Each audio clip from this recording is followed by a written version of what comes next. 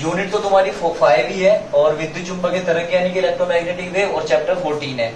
Chapter तुम्हारा 4 number का है और 1 या 2 लेक्चर में खत्म हो जाएगा, 4 नंबर फिक्स बन जाएंगे तुम्हारे। बढ़िया। कंडीशन ये है, जब आपने चुंबक के बारे में पढ़ा था, चैप्टर वैसे यही है आपका इलेक्ट्रोमैग्नेटिक वेव, यानी कि इसमें इलेक्ट्रिक भी होगा मैग्नेट भी होगा, यानी कि एक ऐसी वेव यानी कि एक ऐसी तरंग जिसके अंदर इलेक्ट्रिक भी हो और मैग्नेट भी हो। सही है, जो इलेक्ट्रिक और मैग्नेट के साथ जो वेव क्रिएट करती हो। जब उन्हें फर्स्ट यूनिट में पढ़ा था वो ये पढ़ा था, इलेक्ट्रोस्टैटिक्स पढ़ा था, आवेश नहीं चल रहा था।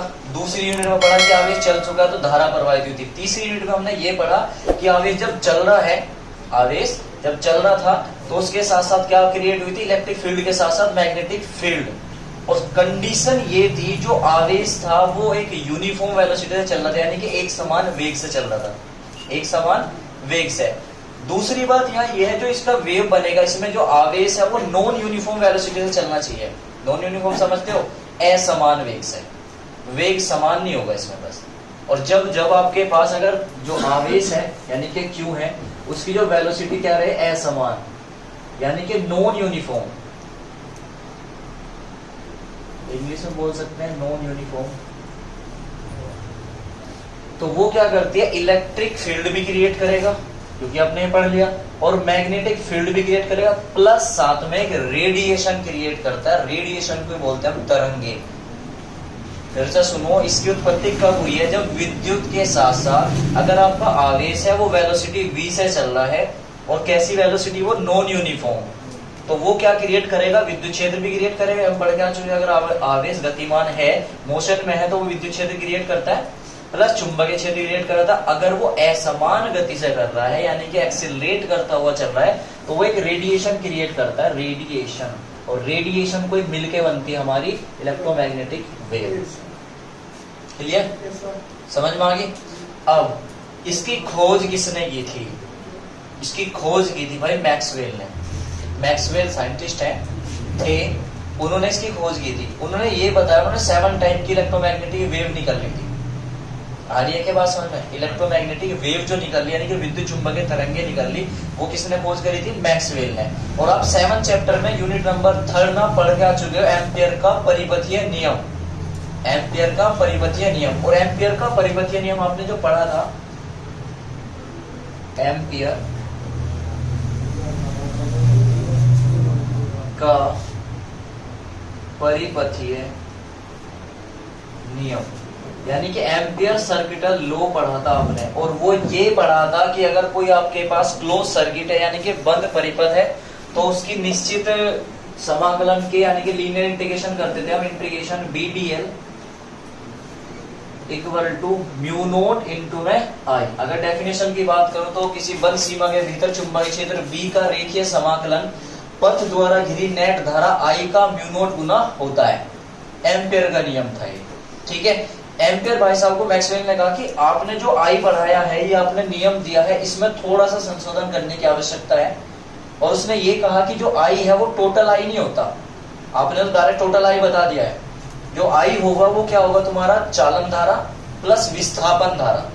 चालन धारा को बोलते हैं कंडक्शन करंट, और विस्थापन धारा यानी कि डिस्प्लेस्ड करंट। यानी कि जो I होगा ना, वो होगा I equal to IC plus ID। आप इसे समझने के लगा सकते हो, अगर किसी बच्चे की समझ नहीं आ तो I की जगह क्या रखना, IC प्लस ID रख देना, और वो नियम बन जाएगा एम्पियर मैक्सवेल का परिपथीय नियम। बस जी, इतनी सी बात है इसमें।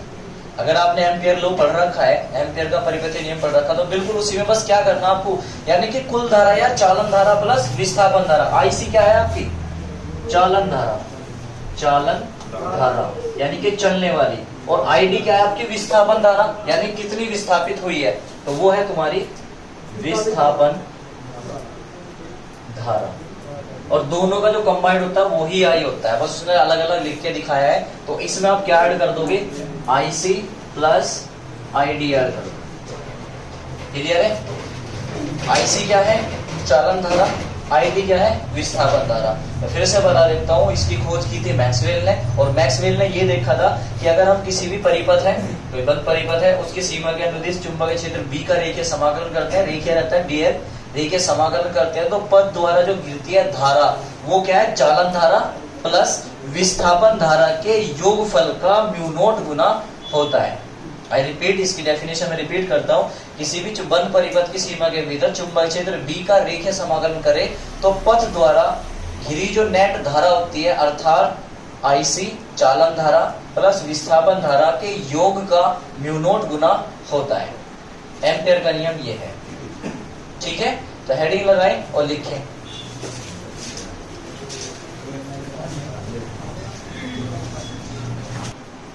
सही है, तो लिखे परिभाषा।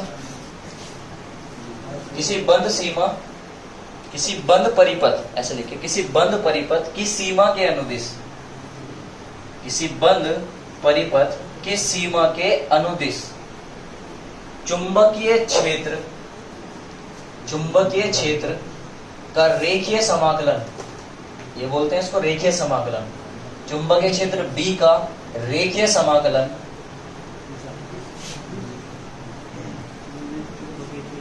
किसी बंद परिपथ की सीमा के अनुदिश चुंबकीय क्षेत्र B का रेखीय समाकलन पथ द्वारा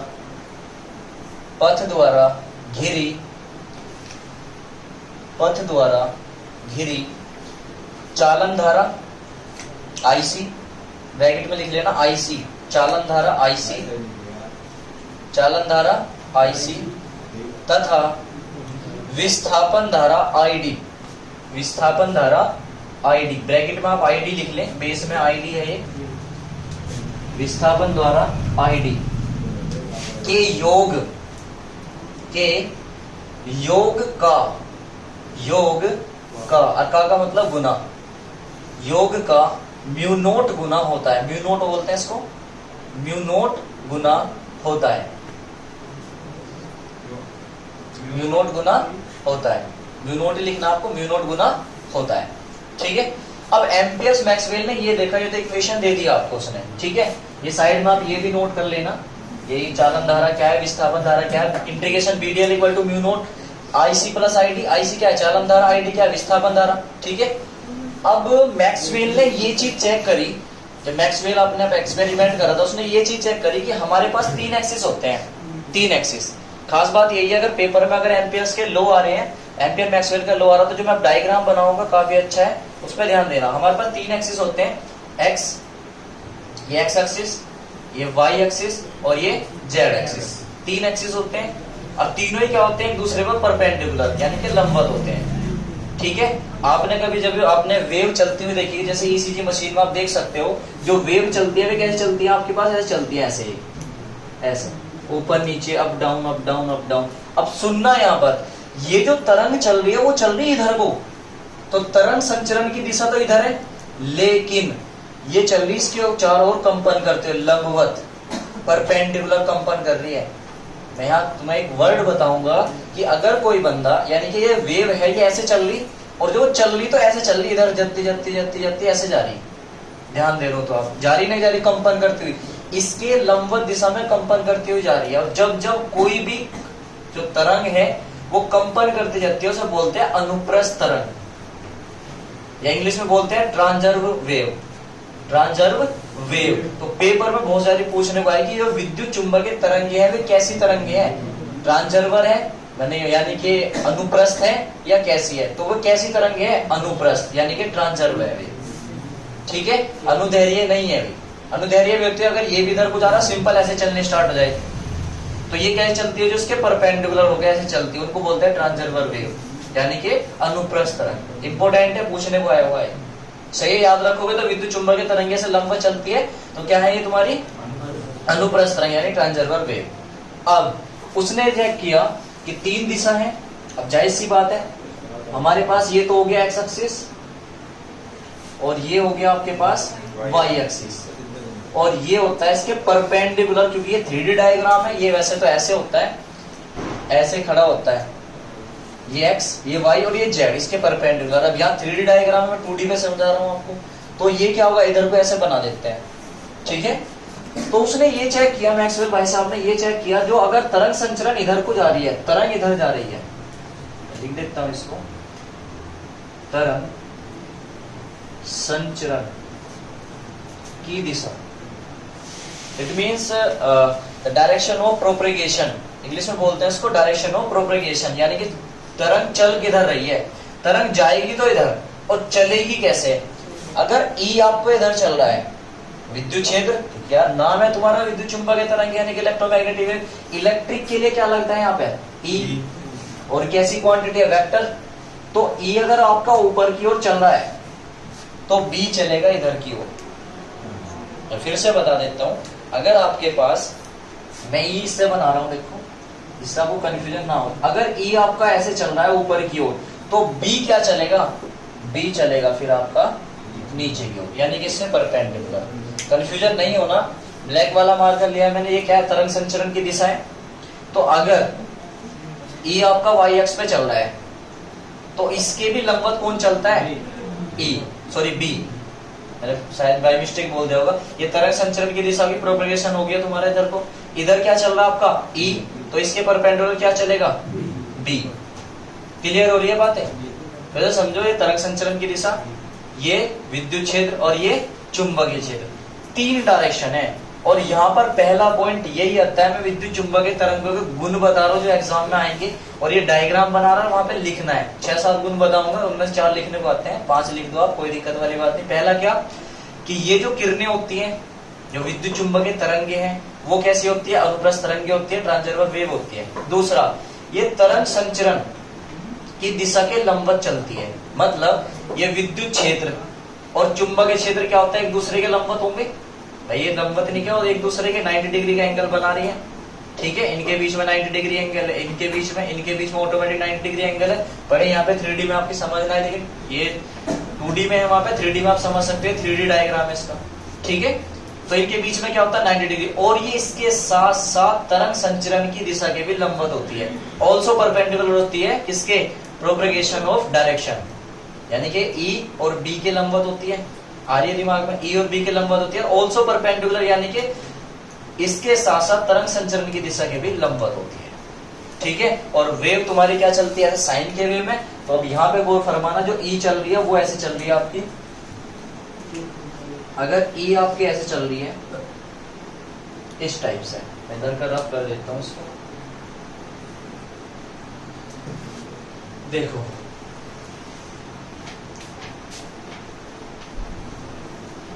तुम्हें देखने में अच्छा लगेगा डायग्राम। ये आपकी ई चल रही, सही है, और जब ई चल रही है प्लस माइनस से चलते हैं, ये प्लस ये माइनस, ये प्लस ये माइनस। अब अगर ई चल रही हो, देखो ऊपर की ओर चल रही है, ऐसे चल रही होगी फिलहाल यहाँ पर ई ऐसे चल रही है ना,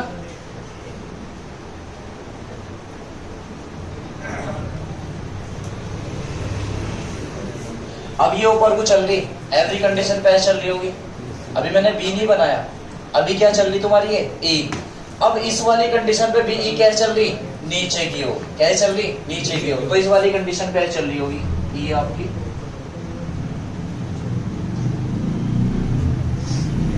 ये एवरी पॉइंट पे चल रहा है ई, ये है आपका ई, सही है। और फिर जब ऐसे ऊपर गई फिर अब चल रही होगी, तो ये कैसे चल रही है आपकी,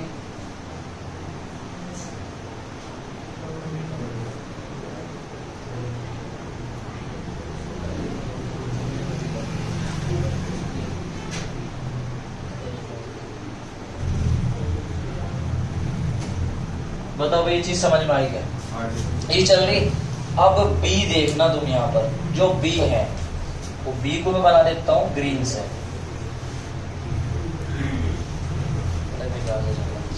अब देखो ये जो बी चलेगी, अब बी चल रही जेड एक्सिस पर, उसे सुनना तुम, बी जो चल रही है जेड एक्स पे, बिल्कुल यहाँ से तो उठ के चलने के वाले नहीं, या आप डायरेक्ट ऐसे बना दे, आकृति बना दे। ये जेड एक्सिस पे चल रही है, कहाँ से उठ रही है ये यहाँ से उठ रही है जेड एक्सिस पे, और ये ऐसी चलती है इस वेव में। खास बात इनकी ये है, जहां पे ये हाई होती है वहीं ये डाउन होती है, ऐसे इस वेव में चलती है। ये जो है यहां से उठी है, देखो जेड एक्सिस पे चल रही, पहले तो नीचे डाउन रहेगी, फिर अप, फिर डाउन, ऐसे चलती चली जाएगी। यानी कि अगर मैं बात करूं, देखो तिरछी चल रही है, इनको सीधे नहीं बनाना आपको, क्योंकि जेड एक्सिस पे चल रही इधर ले रखा आपने, तो इनके बीच में हमेशा 90 डिग्री एंगल बनेगा, क्योंकि मैंने अभी बताया आपको क्या बनाएंगे एक दूसरे से बीच में 90 डिग्री एंगल। अब ये आपको बड़े ही देखने में ना लगे, क्योंकि ये तुम्हारा 3D डायग्राम है और 2D में कन्वर्ट है, लेकिन इनके बीच में हमेशा 90 डिग्री एंगल होगा, ये 90 डिग्री एंगल होगा हमेशा इनके बीच में। देखो यहाँ तुम्हें थोड़ा सा फील हो रहा होगा कि हाँ 90 डिग्री एंगल है, सभी के बीच में 90 डिग्री एंगल है। फिर जब ये नीचे अब ऊपर जा रही तो कैसे जाएगी तुम्हारी, ये ऊपर ऐसे चलेगी,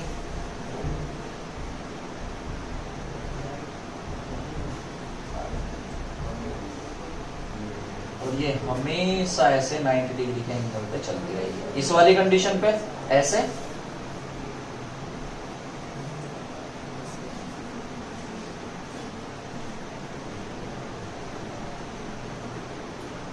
तुम्हारी हमेशा 90 डिग्री एंगल रहने वाली है इन पे। बस ये चीज तुम्हें खास बात याद रखनी, देखो जिस टाइम ई जो ऊपर चल रहा है बी अपोजिट चल रहा है, और खास बात ये तुम यहाँ पे एक चीज और देखोगे, जिस टाइम ये मैक्सिमम है ना उसी टाइम बी भी मैक्सिमम है, जिस टाइम ई मैक्सिमम है, जिस टाइम ई मैक्सिमम है अधिकतम है, उसी टाइम बी भी अधिकतम है। जब ये डाउन है जीरो है तो ये भी जीरो है, फिर ये मैक्सिमम है तो ये फिर मैक्सिमम है। आप इसे ऐसे नोट नहीं कर सकते निगेटिव पॉजिटिव चल रहा है तो इसका पॉजिटिव अधिकतम मान, इसका अधिकतम मान, इसका न्यूनतम मान है बिल्कुल जीरो हो चुका, तो बी भी जीरो हो रहा, दोनों के दोनों एक कंडीशन पे जीरो हो रहे हैं, दोनों के दोनों एक ही कंडीशन पे क्या हो रहे हैं अधिकतम, और हर एक पॉइंट पे क्या हो रहे हैं एक दूसरे के लंबवत है, परपेंडिकुलर है। क्लियर है यहाँ तक? अब ये जो लाइन थी इसे भी लिखना पड़ेगा आपको कि तरंग संचरण की दिशा कैसी है, तरंग संचरण की दिशा यानी कि डायरेक्शन ऑफ प्रोपेगेशन इधर जा रही है आपकी है, तरंग संचरण की दिशा इधर, तरंग इधर जा रही तो इधर चलेगा, बी इधर चलेगा, एवरी पॉइंट पे ट्रांसफर में मिलेगी तुम्हें ऐसे ही।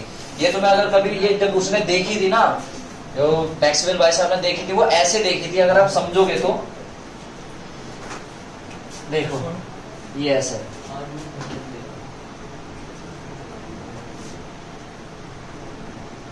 ये पार्टिकल के रूप में देखना है इसको थोड़ा सा।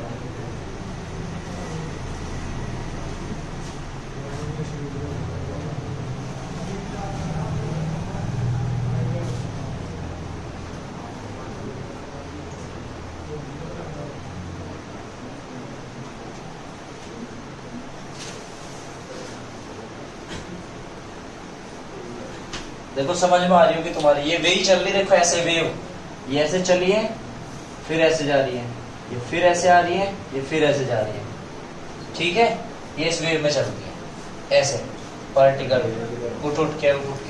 क्लियर है? सही है? इसे आप नोट करें, इस डायग्राम को बनाएं, स्क्रीनशॉट मारो इसका फटाक दे से चलने वाले से। चलिए देखो, अब मैक्सवेल ने 2-3 चीजें देखी, इसने गुण बताया कि विद्युत चुंबकीय तरंग के गुण क्या होते हैं, यानी कि आपके पास जो विद्युत चुंबकीय तरंग है, इलेक्ट्रोमैग्नेटिक वेव है, विद्युत चुंबकीय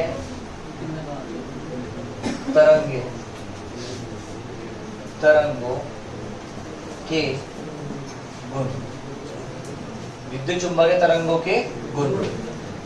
अब जो मैं गुण बताता रहूंगा उसे नोट करते रहना तुम नहीं, ठीक है? अब विद्युत चुंबकीय तरंगों के गुण जो मैं बोलूंगा ना उसे समझना है, बाकी साथ साथ में नोट कर लेना, अपनी लैंग्वेज में नोट्स बना लेना। रीजन क्या है? पहली चीज, अगर मैं पहले गुण की बात करूं, मैक्सवेल ने ये देखा कि ये जो बंदे हैं वो एक्सीलरेशन से होंगे। अब एक्सीलरेशन क्या होता है? त्वरित आवेश है, त्वरित आवेश से उत्पन्न होंगे, क्योंकि मैंने तुम्हें कहा था कि इसमें जो वेग है वो चेंज हो रहा है। अब जब वेग चेंज हो रहा तो त्वरण होगा नहीं होगा इसमें?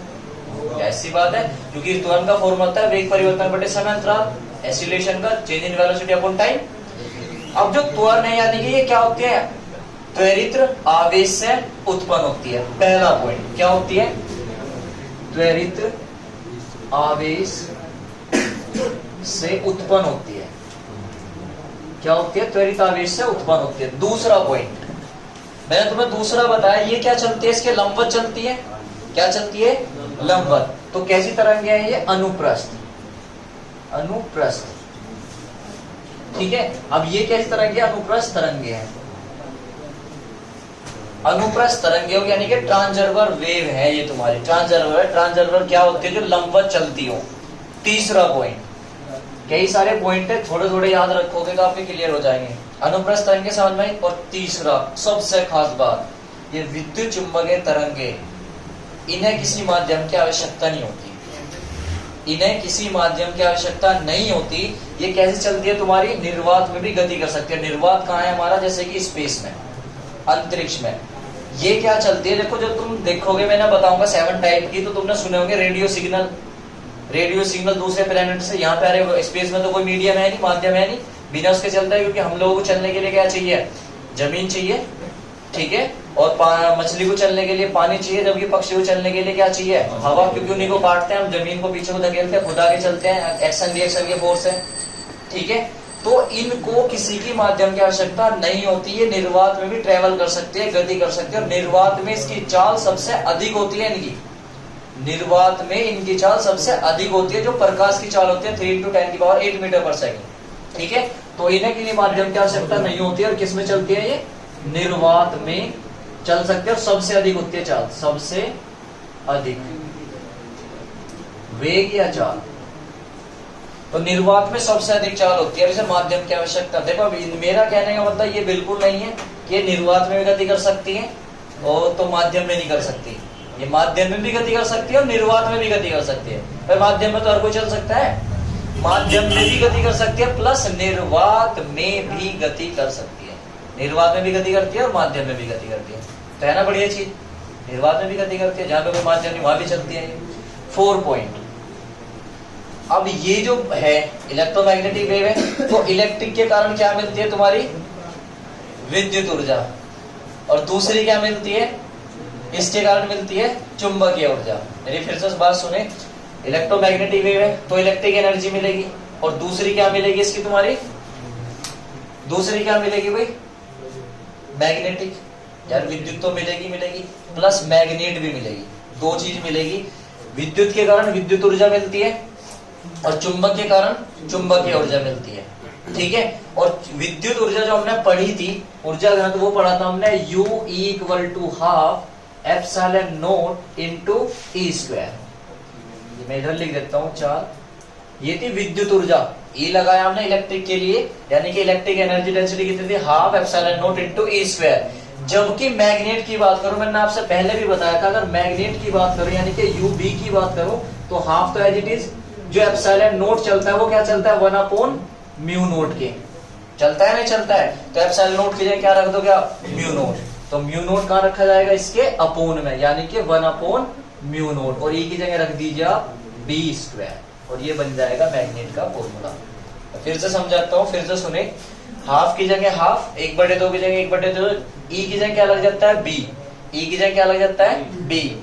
ये जो ε0 है, ε0 उल्टा होता है, यानी कि इनवर्सली प्रोपोर्शनल होता है μ0 के। अब चेक करोगे तो हर जगह जैसे हमने फॉर्मूला पढ़ रखा 1/4πε0 लगेगा था, जबकि मैग्नेट में पढ़ा हमने μ0/4π। 1/ε0 था, सही है। अगर हम यहाँ कांस्टेंट करें, देखो 1/4π तो जू का तो है, 1/ε0 की जगह बस μ0 आ गया, बस और कुछ नहीं आता। आप ये ध्यान देंगे, यानी कि ये जो कांस्टेंट है 1/ε0, यार ये प्रूफ नहीं करा रखा क्या आपको? ये प्रूफ करा रखा कि ε0 × μ0 = 1/c²। फिर यहाँ पे अगर ε0 आएगा तो 1/μ0 में पहुंच जाएगा, और ये बन जाएगा c²। और फिजिक्स का रूल है, यानी कि समानुपाती लगाएंगे तो 1/μ0 और c चला जाएगा बाहर, क्योंकि c यहाँ पे है कांस्टेंट, स्पीड ऑफ लाइट। अब यहाँ पे समानुपाती का निशान हटा के बराबर का निशान लगाएंगे, फिर से c² लगा देंगे। तो इसकी जगह मैंने यही तो रखा है, बताओ कंफ्यूजन है क्या तुम्हें कुछ? ठीक है, तो हाफ की जगह हाफ है, E की जगह B है, बस μ0 की जगह अपोन में पहुंच गया μ0, ε0 की जगह क्या पहुंचा? μ0। दूसरा, इलेक्ट्रिक के कारण इलेक्ट्रिक ऊर्जा, मैग्नेट के कारण मैग्नेट ऊर्जा, और टोटल ऊर्जा तो मिलेगी यार। एक बंदा E आ रहा है, एक B आ रहा है, तो टोटल ऊर्जा किसके कारण मिलेगी? दोनों के कारण। तो दोनों की ऊर्जा होती है तुम्हारी, उसे मानते हैं हम U, और U इक्वल टू होता है UE + के UB। ये था तुम्हारा 4 पॉइंट। बताओ यहाँ पे समझ में आ गया? भाई विद्युत ऊर्जा ये हुई, चुंबक ऊर्जा ये होगी, दोनों के कारण ऊर्जा क्या होगी? कुल ऊर्जा घनत्व। क्या बोलते हैं सर? कुल ऊर्जा घनत्व, तो कुल ऊर्जा घनत्व विद्युत ऊर्जा प्लस चुंबक ऊर्जा के दोनों के योग के बराबर होती है। ठीक है, दोनों चल रही हो, दोनों से ऊर्जा मिलेगी। ठीक, पांचवा पॉइंट क्या है इसका कि E का जहां पर अधिकतम मान होता है उसी पॉइंट पर B का भी अधिकतम मान होता है, या E का जहां पर न्यूनतम मान होता है वहां पर B का भी न्यूनतम मान होता है। और जहां कंडीशन सबसे अच्छी बात यह है, अगर हम E ऊपर है तो E अपोन में ऊपर रखें और B नीचे है तो B नीचे रखें, तो इनका जो अनुपात है वो ये आता है, मैं इधर लिख देता हूं, E upon B equal to, जब देखा गया तो आता है mu naught into epsilon naught, mu naught into में एप्सिलॉन नोट। ये निर्वात की वैद्युतशीलता है, ये निर्वात की चुंबकशीलता है। अब ये देखो ब्रैकेट में है, आप इसी वाले फॉर्मूले पे आए, यही तो था फॉर्मूला, सी स्क्वायर को इधर ले जाओ, इसको इधर ले आओ, तो देखो आपके पास क्या बनेगा, यानी कि सी स्क्वायर इधर चला गया तो 1 upon epsilon note into mu naught, square हटाओ अंडर रूट लगा दो, देखो ठीक है क्या, मैंने ये उल्टा बोल दिया, 1 upon mu naught into epsilon naught, ये आता है 1 upon mu naught into epsilon note. तो ये किसकी वैल्यू है, सी की, तो ये हम यार लिख सकते हैं कि E अपॉन B होता है C के इक्वल। और ये खास बात है इस इंपोर्टेंट का, इस चैप्टर की इंपोर्टेंस बात यही है कि E और अपॉन B का जब आप रेशो करोगे, अनुपात करोगे, तो वो निकल जाएगा स्पीड ऑफ लाइट। और C क्या है यहाँ पे, स्पीड ऑफ लाइट, यानी कि प्रकाश की चाल, प्रकाश की चाल। और प्रकाश की चाल से अभी तक तो कोई आगे तेज निकल नहीं सकता, यही चल सकता है 3 × 10⁸ मीटर पर सेकेंड, ऐसा बोल सकते हैं हम 3 लाख किलोमीटर पर सेकेंड। जो स्पीड है लाइट की वो कितनी है, 3 लाख किलोमीटर है, एक सेकंड में 3 लाख किलोमीटर चलती है। अभी तक जितने भी ऑब्जेक्ट एग्जिस्टेंस में है तो प्रकाश की चाल से अधिक नहीं चल सकते, सही है। अब इसके मैंने 5 गुण तो बता दिए ये वाले, और छठा पॉइंट यही है, इसका एक और पॉइंट बना सकते हैं हम, 6 पॉइंट ये बना सकते हैं कि विद्युत क्षेत्र का अधिकतम मान और चुंबकीय क्षेत्र का अधिकतम मान का जो अनुपात होता है वो भी यही आएगा। इट मींस ये छठा पॉइंट जो है आपका वो ऐसे लिख देते हैं, E0 अपॉन में B0 बराबर भी C ही आता है। ठीक है, मैं फिर से रिपीट कर देता हूं, पहले क्या कि ये त्वरित आवेश से उत्पन्न होती है और अनुप्रस्थ तरंगे हैं क्योंकि ये लंबवत चलती है, और निर्वात में सबसे अधिक चाल होती है, यानी कि माध्यम में भी चलती है, निर्वात में भी गति करती है।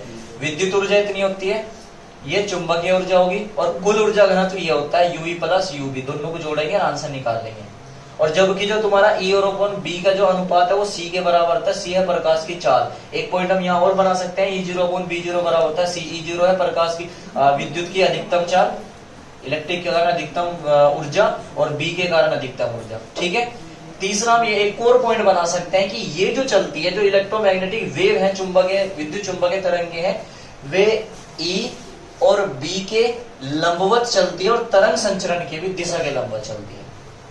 जिधर तरंग संचरण है, तरंग संचरण की किधर चल रही है, वो E और B दोनों क्या चलती है, लंबवत चलती है, और ऑल्सो परपेंडिकुलर होती है तरंग संचरण की दिशा के, यानी कि तरंग संचरण की दिशा के लंबवत चलते हैं। जब ये इधर चल रही है, अभी बताया था मैंने, ऊपर नीचे, अप डाउन, तरंग संचरण जिधर चलेगी ये क्या चलेगी, E और B के लंबवत चलेगी। ठीक है, 6-7 पॉइंट हो चुके हैं, आई होप ये इतना क्लियर हो जाएगा। ठीक है, और मैं एक चीज और बता देता हूं, आपको जब न्यूमेरिकल में वो पूछेगा 4 नंबर में या 2 नंबर में न्यूमेरिकल अगर आपसे पूछ रहा है, तो वो खास बात आपको बस केवल एक चीज देगा, E या B में से एक चीज देगा, बस वैल्यू जो देगा वो E की दे दे या B की। लेट्स सपोज हमने मान लिया कि वो E की वैल्यू आपको प्रोवाइड करा देता है, तो आपके पास E की वैल्यू है, तो आप इस वाले फॉर्मूले से B की वैल्यू निकाल लेंगे, क्योंकि C की वैल्यू आपको पता होती है। EBC आ गई, फिर अगला पॉइंट वो पूछेगा कि चुंबकीय क्षेत्र बताओ, चुंबकीय क्षेत्र आपने निकाल लिया। दूसरा वो आपसे पूछेगा विद्युत ऊर्जा बताएं, तो विद्युत ऊर्जा के लिए हाफ एप्सिलॉन नोट की वैल्यू आपको पता होती है 8.85 10⁻⁻⁻, और E की वैल्यू उसने दे रखी, तो ये भी निकल गया। फिर दूसरा पूछेगा चुंबकीय ऊर्जा घनत्व बताएं, चुंबकीय ऊर्जा घनत्व बराबर हाफ, B की वैल्यू यहाँ से निकाल लिया आपने, म्यू नोट की वैल्यू पता होती है 4π × 10⁻⁷, ये भी निकाल ली। और अगला पार्ट पूछ लेगा, 4 पार्ट क्या पूछेगा कि टोटल ऊर्जा घनत्व, यानी कि टोटल एनर्जी डेंसिटी, यानी कुल ऊर्जा घनत्व, वो क्या होगा, इसका प्लस इसका योग कर देंगे, ये चैप्टर फिनिश हो जाएगा। आगे क्या बात समझ में, केवल आप एक फॉर्मूले से, आपके फॉर्मूले लर्न होने चाहिए, और 4 नंबर या 2 नंबर का जो न्यूमेरिकल आएगा बहुत आसानी से निकाल दोगे, क्योंकि स्मार्ट वर्क करेगा वो कम से कम देगा, 4 पार्ट पूछ लेगा। बच्चे वहां कंफ्यूज हो जाएंगे, यार दी तो एक ही चीज है हमको और 4 चीज पूछ रहा है, तो आपको कुछ नहीं करना, बस केवल फॉर्मूले याद रखने और बाकी हो जाएगा। ठीक है, आज के लिए इतना ही, बाकी अगली वाली क्लास में मिलेगा, ठीक है।